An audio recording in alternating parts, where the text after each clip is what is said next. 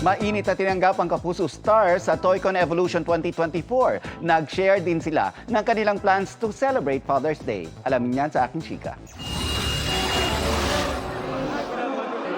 Double celebration for some Kapuso Stars ang happenings over the weekend. Sa Toycon Evolution 2024 sa Pasay, buhay ang pagiging child at heart ng sinuman.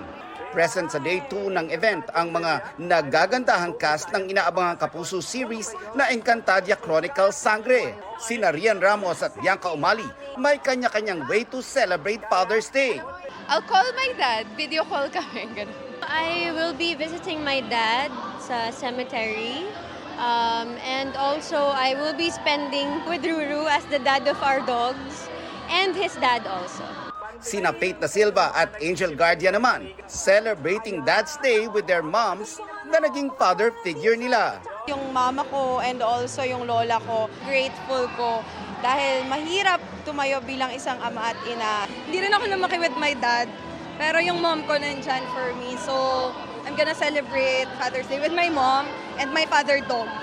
Present din si Sparkle artist Matt Lozano, aka Big Bird, ng Voltes 5 Legacy, na tumanggap ng Otaku Choice Awards para sa special citation sa Voltes 5 Legacy as Best Anime Live Action of 2024. Back-to-back celebration naman for Pulang Araw star David Nicauco ang Father's Day right after his birthday.